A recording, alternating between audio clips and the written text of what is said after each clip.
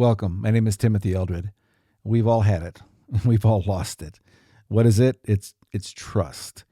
Today I'm jumping back into a conversation with my guest Monty Hipp to discuss 10 contributions to building trustworthiness. This is Square Peg, Round Hole.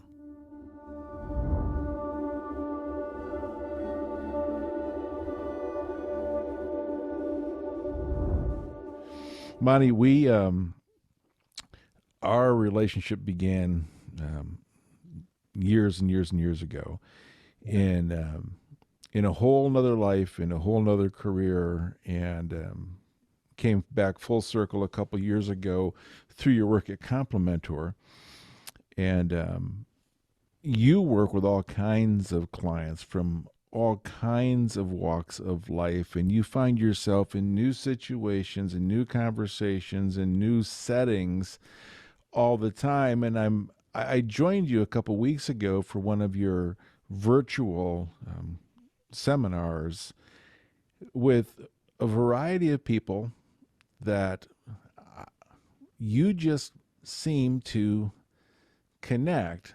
But I've always seen you seem to connect. And so, there's a trick to it, there's a secret to it, or there's just some good, healthy habits, as you call them, that you follow. And so as we're turning the corner from our last conversation about things that erode trust to things that build trust, you've got 10 contributions to creating trustworthiness, which I think is where your effectiveness comes with your clientele. You know how to do that. And I'd like to unpack those together because I think the wisdom that you have to share is something my listeners will be able to glean from. Oh, well, thanks. I appreciate that. Well, most importantly, I hope that it continues to strengthen and encourage you. Yeah, well, thank you. It does. Yeah, I've always found that when you start speaking to all the crowd instead of to a person, start to lose context of important conversations. So although we're going to be talking to several today, I'm actually going to just spend kind of time focusing in on as if we were having our own individual complementer session, because I think that's where it needs to come from. And I really appreciate the affirmation you gave. I don't take that lightly, Tim. In fact, it's one of the priorities in my life mission, which actually frames this conversation well, is that if you are on mission in life, you know the why of who you want to be and how you want to do it and what you want to do. You can change a lot of things in life, in perspective, in leadership. So I think I'd love maybe just to dive into these 10 contributions to just share maybe 2 or 3 things that I think build the foundation for those to work. Before you do that, I want you to go back what you just said. If you are on mission, right? The why and the what. I meet very few people, let alone people who call themselves leaders, because people think like organizations need missions, leaders need missions. Everybody needs to know their mission, but few people do. Just before we lose time and don't get into our 10 things, I want you to just talk about the importance of mission for anybody who tunes into this conversation that we're having who's not considered it. Why do they need a why? Oh man, there's so many over the years that I could give you a list of 30, but I'll say 3 that come to my mind. First of all, is that we live in a culture that's barren in busyness. People are accomplishing checklists of things and are not fulfilled. They are getting things done and are not content with their life. If, as I like to say, people can live with most any what, when, where, how, if you know why. And the way that mission is supposed to guide is to help you answer kind of like, what's your why? And in our model that we do with leaders of all, from all ilks, and it's so interesting you mentioned it, Tim, I have people that I work with that are in their 60s developing their mission statement. It just happened just recently. A guy on screen looked at me and said, I am 66 years old, and today I just found my meaning, Wow. my purpose. Yeah. And he goes, I have been scattered in activity Yeah. and not knowing who I want to be, Yeah. how I want to do it, what I want to do. So I'll I share can my. relate. As you know, I can relate. Yeah, it was one of the most exciting things when getting the privilege of working with you when you came to your life mission. It was you were turning 50, wanting to make sure you really didn't waste a season. I have so much respect for that. And I think probably the best way to segue into this is just to give you my own mission to answer your question is that, what leads to this being trusted? What leads to authenticity? What leads to this? My mission statement answers some questions. I think everybody should. Who do you want to be? Well, I want to be a person, and my mission goes like this. I want to be a person that models a focused and intentional pursuit of truth with excellence and creativity that inspires others towards positive life action. And man, that message, it's who I want to be. It's how I want to do it. It takes in my personality, but it also drives on what I want to accomplish in terms of this sense of mission that I have of this pursuit, focused and intentional as it is, of truth. And do it with a sense of excellence and creativity that does inspire others towards positive life action. So today, I couldn't be more excited to be with you because I believe in relationship. So Well, this this conversation, Monty, you are on mission today in this episode, right? Yeah. So many people are going through life busy and off mission. They work on having goals instead of priorities. And you don't have good priorities if you don't have a sense of purpose. And it's one of the great things that we do. And I could not encourage anybody more that, man, if you can, and what I've also found is people have an action statement. That's their mission. My mission is to be it's a do thing. And instead of a be thing and then how I want to do it and then what I want to do. And we just get stuck on doing it. If you don't get to do what you think is your mission, we get lost. Well, But just that being on approach, mission alone, and being on mission alone is got to lead towards building your own trustworthiness because you're so clear, right? You've got clarity of what you do, and so people don't second guess and question because they see a consistency to your lifestyle and your leadership. yeah, it's one of my great desires in life that the people I'm close to would know my mission. They would know about it. They would know words in it because they would see it happening. And I think I would say, secondly, Tim, apart from being on mission, if you want to build trust, you have to invest in relationships. Yeah. Trust is built on a relational construct. I love this quote. I think it's really an important one here. Albert Einstein said this. It's actually a powerful thing that leads into this conversation today. Every kind of peaceful cooperation among men is primarily based on mutual trust. And people thought he just created the, theory of relativity, right?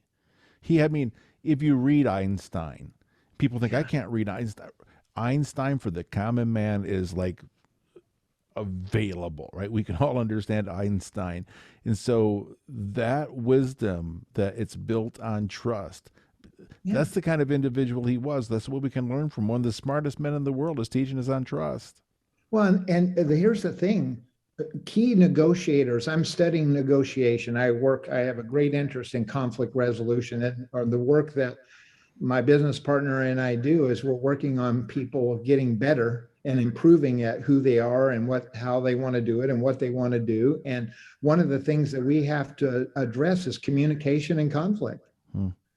And one of the great things that you understand about conflict resolution and for people that are arbiters on bringing peaceful resolve to issues, you have to have a basis of trust at the smallest correlating opportunity to connect, the least common denominator, but without it, you can't actually build a platform where there's resolution.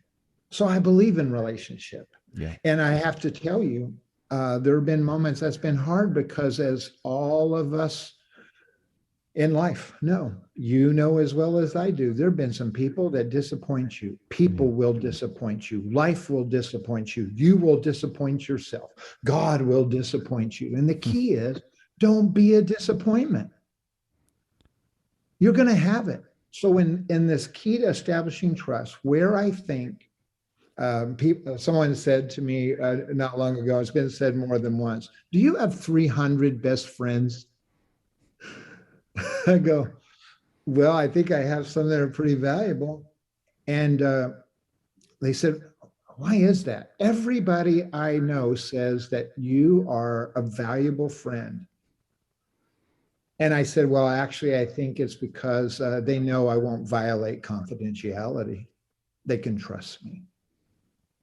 Well, I would add to that, not to blow smoke up your skirt this morning, but when you are with people, and I think people need to hear this who are listening, you give them your undivided best attention. I've learned that from you, which also is a step to building trust. Yeah. If somebody's always watching their watch and looks like they are not paying attention, then you immediately feel devalued, which does not build trust. And so just one of your key attributes of who Monty Hipp is Thanks. that I've learned from is one that I think everyone listening can learn from. When you are with somebody, be with somebody. Yeah. Yeah. Don't just be around them. Yeah. Be interested. Yeah. Be Lean present, in. right? Yeah. Notice. Take a notice. Yeah. There's a book, Andrew Young, called The Noticer. It's one of my favorite books. It's a great book. If anybody Look that's back here listening. over my shoulder. Right there. See it? Yeah. There it is. It's a great book about paying attention. And you know what a trust is about? It's about keeping focused attention on things that matter. That's really a great definition of trust. It's the ability to keep something in play in a manner to which it will not create harm. Trust is an important thing. So there's 10 of them today that I have built and established. So these are mine. These are not taken from anybody else. This is through thousands of hours of conversations and the willingness. And I'll say this is before I go into them. You want to know what's really important about establishing the risk of reach. It is a challenging thing today in a soundbite culture, in a Zoom culture, in a disconnected culture, to put your hand out there. Vulnerability is not the first card. Yeah. But the risk of reach is worth the stretch because it's challenging to do it. But man, when someone needs your hand and your hand's not out, that is a sad commentary, because those moments of vulnerability come so seldom because everybody puts up the smoke screen.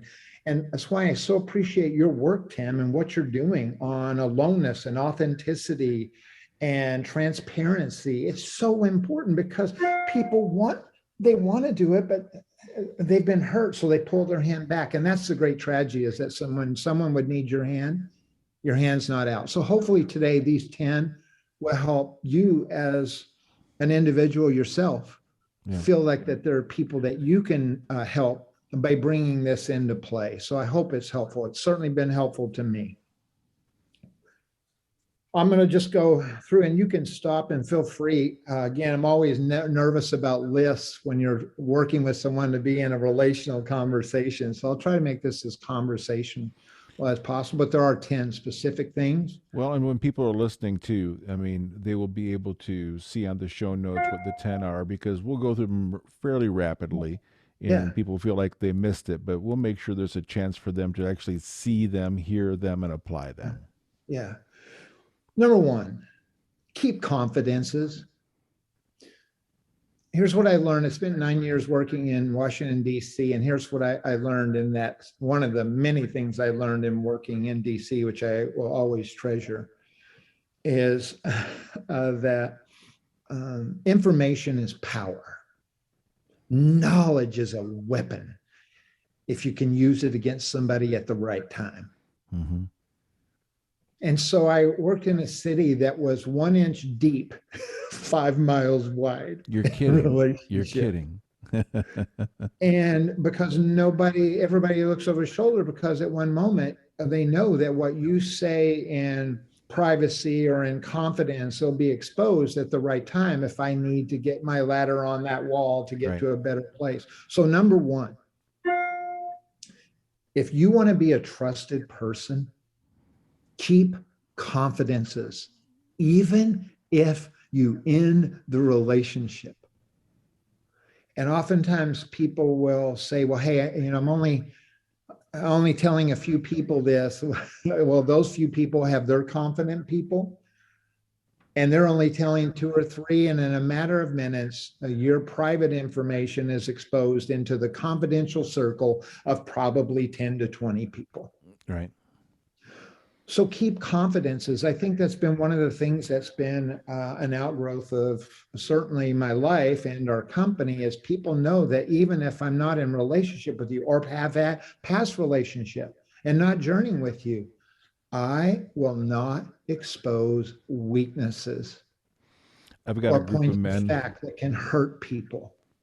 I've got a group of men that I meet with, and our symbol is a shovel, which basically just says, what is said in this circle will die with you. You'll take it to the grave. We'll bury it. Yeah. Now, this doesn't mean there's not times in keeping confidences that things don't need to be exposed, but with permission and guidance. But there's a lot of times, and there's some things related to law and safety. If someone's hurting, absolutely. There's things if I'm hearing somebody that's got an issue that really is going to harm themselves, harm somebody else, or against the law, then I've got to deal with that as a matter of responsibility.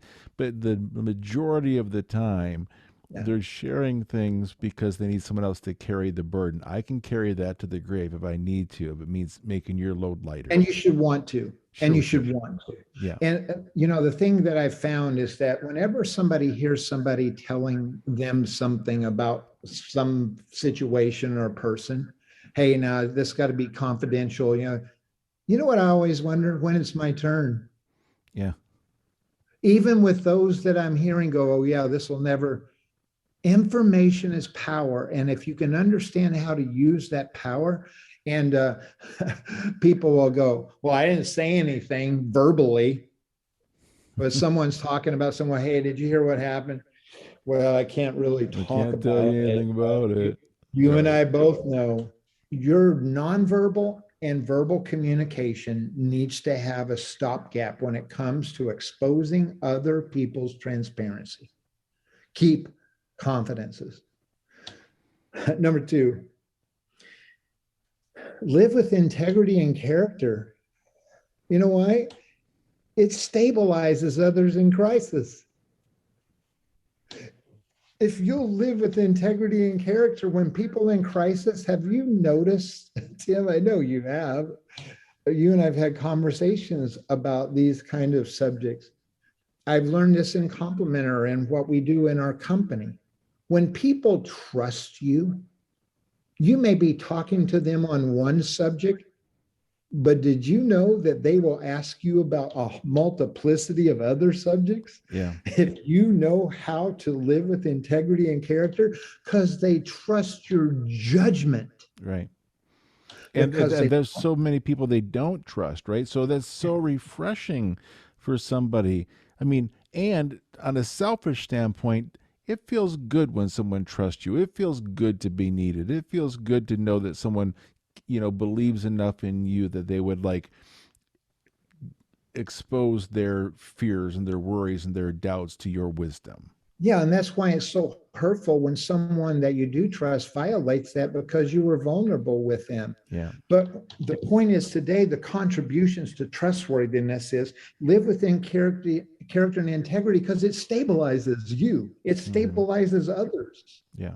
And there's something powerful about living with that. And I've said before, you've heard me say, we mentioned in a previous podcast, if you live with integrity and character, you don't have to remember much. That's really good for those of us that are getting older. Memory starts to lapse. You don't have to remember. Could you say that Yeah, again? it doesn't matter because what I said was, it was transparent, it was truthful. Yeah. It's trustworthy. The third one, this is so big. Do not speak of others' failures and weaknesses to someone else. When you expose people, you really expose you. Yeah. The great mirror is actually shining on you. When someone's sitting there listening, I mentioned just a few moments ago, people will wonder when it's their turn because there will be one. If you're willing to do that. And so one of the things I would encourage you, it's so hard to withstand. You're in a setting, you're in a company, and someone's going, hey, do you know? And if I'm in the know, and if I know people, and there are things that I know about a host of people that their day could be bad in 5 minutes. Yeah. But they also know I would never, ever bring their weakness to play just to hurt them. So that third thing, don't speak of others' failures and weaknesses to gain some advantage, to gain some position, to gain some opportunity. Work with them. And if they need help, go help them find it. Well, and something else for people to understand is that when you do hear somebody speaking and using someone's weaknesses against them, that is not about leaving the person. That is about them and their own insecurity. So they've got to use you as a weapon because they don't feel good about themselves, which is no different than when someone speaks poorly about you and puts you down and you take it personal. It is never about you. It's always about them. I found something that I try to do often whenever this comes up, because this happens a lot in the business sector and culture of people that I work with. They go, well, I can just tell you when I work with, and they start, I'll go, hey, you know what? I'm really interested in how something may have affected you, but I don't need all of that information to walk with you on this subject. That's a really way to short circuit something. And when they hear that, did you know that when they're in crisis, they'll feel a lot more comfortable to talk to you? This just happened. Probably one of the most humbling things. Just 2 days ago, I received a phone call from someone that I was an influential leader in their life 22 years ago. And they called me and said, this is on Friday evening, I'm in trouble. And there's only one person that I felt like that I could call and walk this through. 22 years. One person. That's worth fighting for. And you want to know, interestingly enough, we're on this point. I'm calling you because I've never heard you expose anybody publicly in your speaking, because I just don't. And they felt safe. Man, what a gift that can be. Right. So you want to let that be a contribution to trustworthiness? Do that. Number 4, follow through on relational commitments. I started doing something when I started to see the tech world taking over connection. Yeah. I started writing handwritten notes to people. I cannot express to you the impact and the responses I get from people that get handwritten notes. I was talking with someone yesterday, called me yesterday and said, hey, I got your note. And don't you ever make me cry like that again. It was just kind of funny. I love that. I've put that challenge out, especially during COVID. I put that challenge back out Yeah, because you've got a handwritten note from me I because have. we I have have my both. Tim Eldred cards. I have That's my Tim right. Eldred I cards. have my I've own used set the of Tim Eldred stationery and cards. note cards, and you can buy on TimothyElder.com for 14.97. And so I've created a set of 6 of them, which are all Yeah. about removing people's And it's in a really aloneness. nice black box. It looks really cool. Yeah, Love they're the, really attractive. And who did I steal that idea from 15 years ago? Monty Hipp, who created a set of note cards. But he let his business die, so I took it over. So I love sending handwritten cards. It feels as good for me to write them as it does for someone to receive them. I swear it yeah. does. So tied to that is follow through on relational commitments. And the way you do that is that you're interested in listening to them. Seek to understand before being understood. Let silence be a teacher, not a discomfort. Hmm. Watch people, look at them in the eye, stay present. I'm working in regards to doing this with Zoom, is that, I have that little dot right there, right? So I think I'm looking at you, but if I really want to look at you, I need to look at that little green dot. Yeah. And it's interesting the difference between this and this. Yeah. Sometimes it's just leaning in and lifting your countenance just about 6 inches, right? That's funny. Keep relational commitments, follow through on the get-togethers, follow through on the calls, follow through, finish and follow through builds trust. Keep your relational commitments. So keep confidences, live with integrity and character, don't speak of others' failures and weaknesses, follow through on your relational commitments, keep your word. That'll help trustworthiness. But number 5 is hard. As someone that has so much insight like yourself, I'm sure there are times you're with people where you just want to talk and you can assess people quickly. But you know what? If you want to really build trustworthies, listen more than you speak. I keep a journal right here is my journal, and I take notes in every meeting that I go to and sit down with. My business partner, Brandy, and I were on a plane going to go work with clients, and we sat by a guy. We are now meeting with him. This will be our 3rd meeting. And he goes, I've never come across 2 people that were more deeply connected to listening to me in my life. And I have to know you too. It's amazing what will happen if you will listen more than you speak.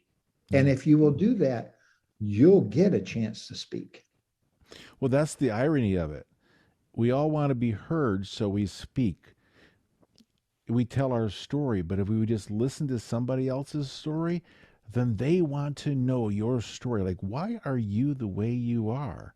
Yeah. And so the back end benefit of listening far outweighs the value of speaking to hear yourself speak.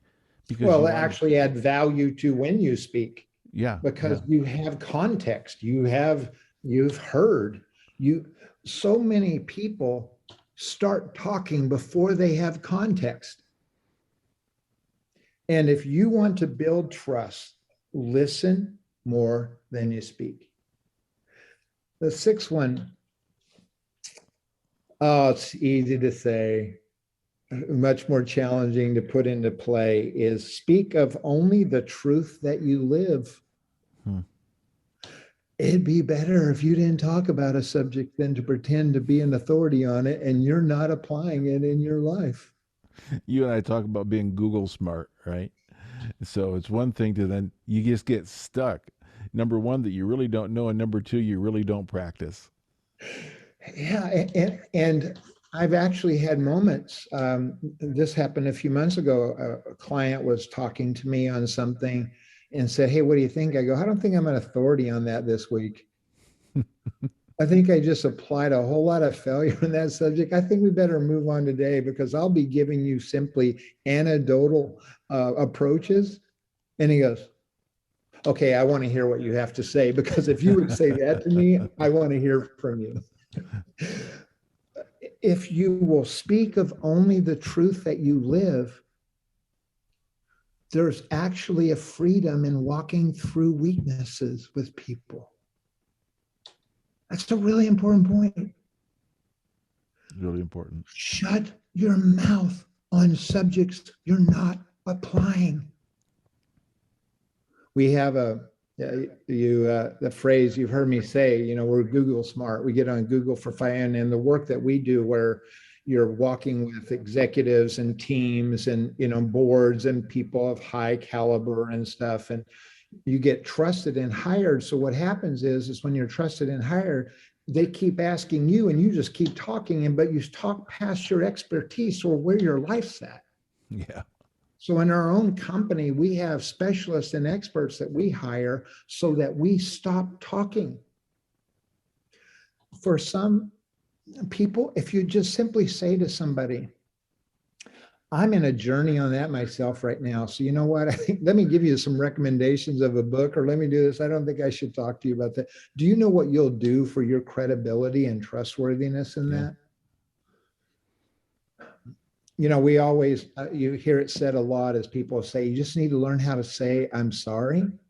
But one of the other things is that you could go, I suck right now at this, but I'm committed to getting better. And here's what I'm doing to not stay sucking in this area. And that makes people feel so good, because it's okay if you can admit you suck in an area.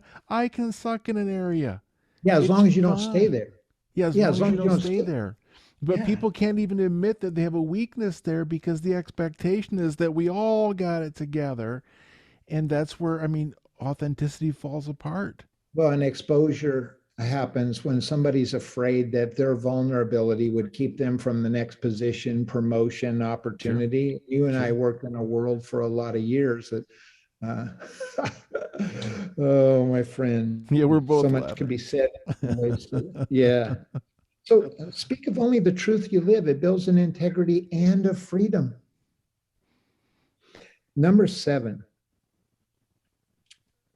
Keep the I out of your conversations as much as possible.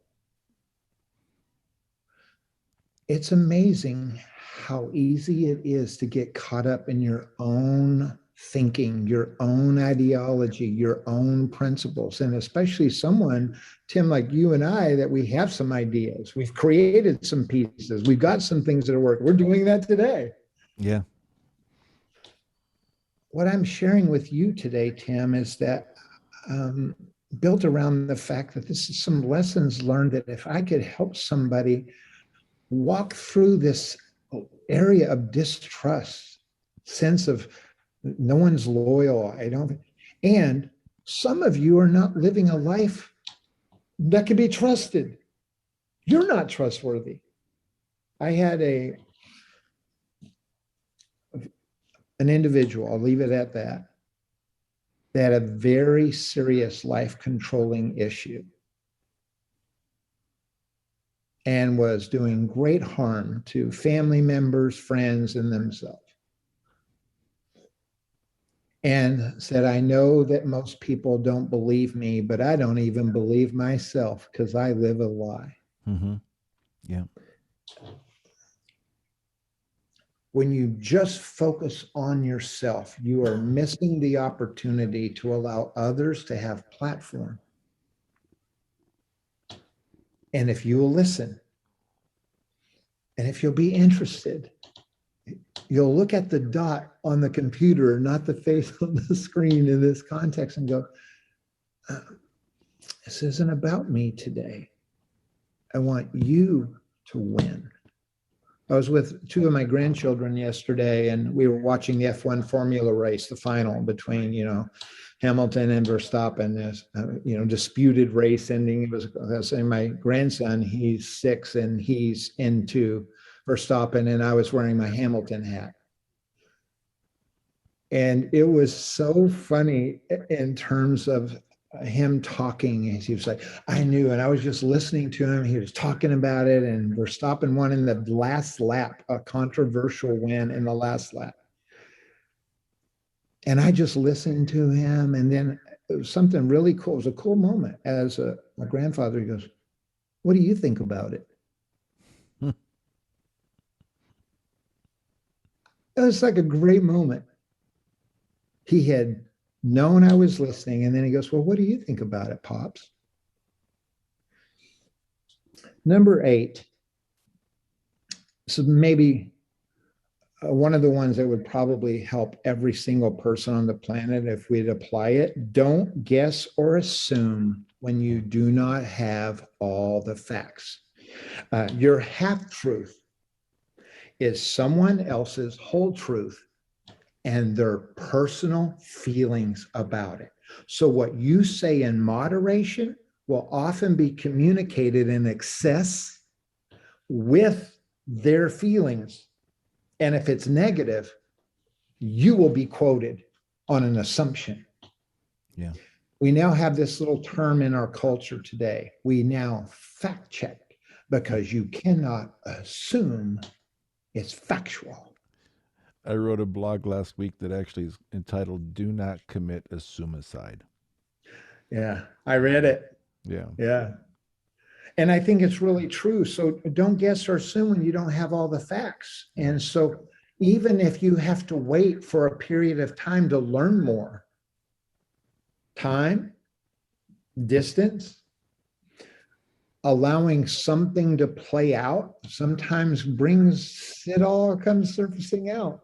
And if you don't have time, then the best thing you can do is not assume you have the facts. So want to learn more. It's why I write down in my journal. And I will call people and go, "Well, wasn't it on this date? Didn't it? Oh, yeah. Yeah, now I guess I did say that."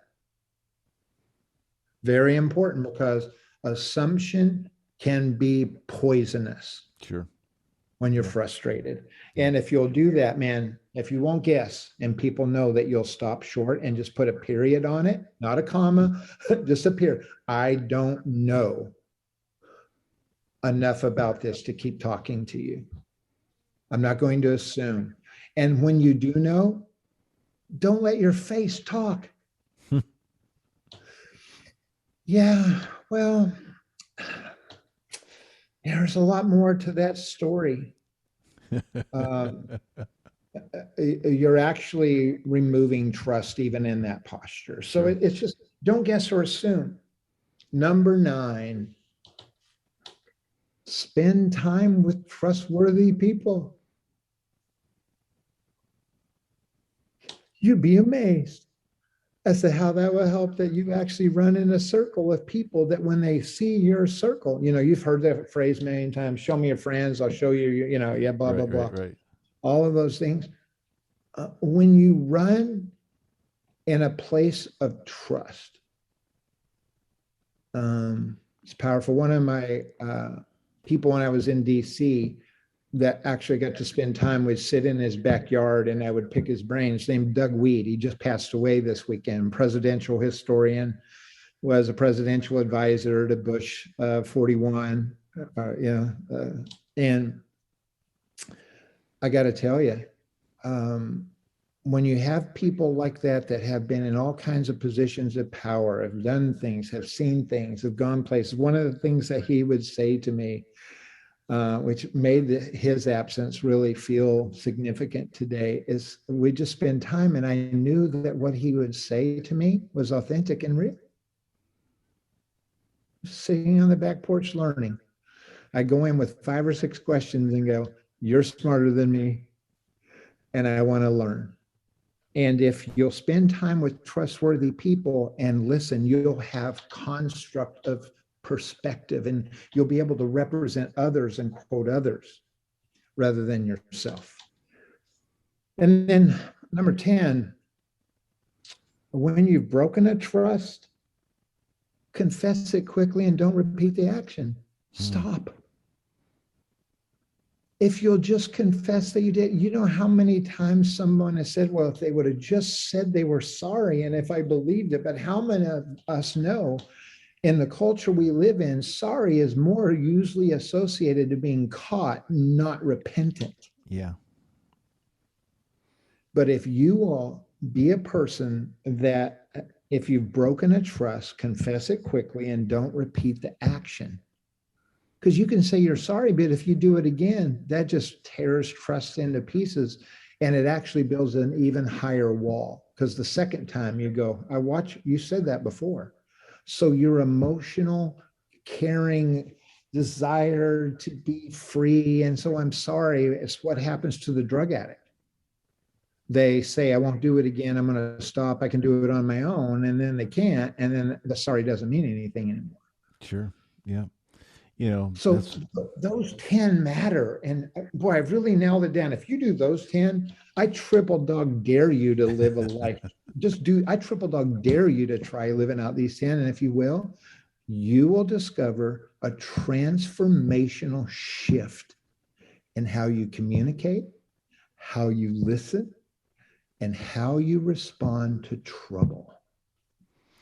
I was just sitting here thinking as we're wrapping up number 10 that how fun it is to actually do a podcast where I don't really have to say a whole lot except yep, agree, because I've heard you speak on these issues many times, and yet I'm receiving them today like they're fresh and brand new, going, oh man, I suck at that, which is why I didn't do a podcast on trust, which is why I said, we're going to talk about trust. I'm bringing Monty to talk about trust. I think I'm And what improving on you and them, I but both will download on this. We will follow up because I did do and I will be talking to you later and going, how did you feel? What was your response? Because you're doing a podcast, but you want to know what I've really come to believe about podcasts. Podcasts are built on three motivations: notoriety, some message you feel like you've got to share, a passion or cause, an issue that you feel must be addressed, or you really want to help people. And if you had any platform, I say often some of the greatest people on the planet are those who don't have the spotlight on them, but they can make sure the spotlight's in the right place. Those are some amazing people. yeah. Someone like you, Tim, who's had the spotlight on you, people have confidence in you. They have valued you. They have trusted you. Well, it's easier to have the spotlight on you, and for me, it's been easy to hide in the spotlight. Um, but while I've been in the spotlight, I know there's a lot of people living in shadows. Yeah. And so the only way that maybe I can help people get out of shadows is to get out of the spotlight, which Or might just go seem to your house and hang out with you and Cindy. That'll just cure you in about 5 minutes. well, you know what? Either that or you'll never come back. Monty, I cannot tell you how much I've appreciated our conversation. And I know the people who are going to listen to our conversation, if they will absorb these 10 contributors to trustworthiness, it will help them in their life. They will grow in their authenticity. They will remove theirs and other people's aloneness. I think you're right. And I think I know I'm right. And just because I know these are principles that work. Yeah. And they're not just, I mean, you say them different than anybody, but they're time tested and proven throughout history. We're just reiterating them in hopefully a new, fresh, and culturally different or diverse way today that people can gravitate towards. So again, I'm going to tell people that you need to follow up. And Monty talks a lot about his company and his business partner, and it's thecomplementer.com. You can find it on the podcast. I'll make sure you know how to get there, because as an individual, organization, leader, or team of people, it would benefit you. It has benefited me. It has changed the trajectory of my life. And the things we talked about today that you heard Monty say, they're easy, but they're hard work. So I'm going to quote him as I close. The health of it all is worth the hell of it all. Yeah. So there's health in this, and you can be healthier. You can have a new day, and the health of all the hard work is worth the hell of all the hard work. So thanks again for listening to Square Peg Round Hole. Please noodle on these ideas. Monty, have a great flight today, and everyone Thanks. else, I hope you join me next time. Thanks. Thanks a lot.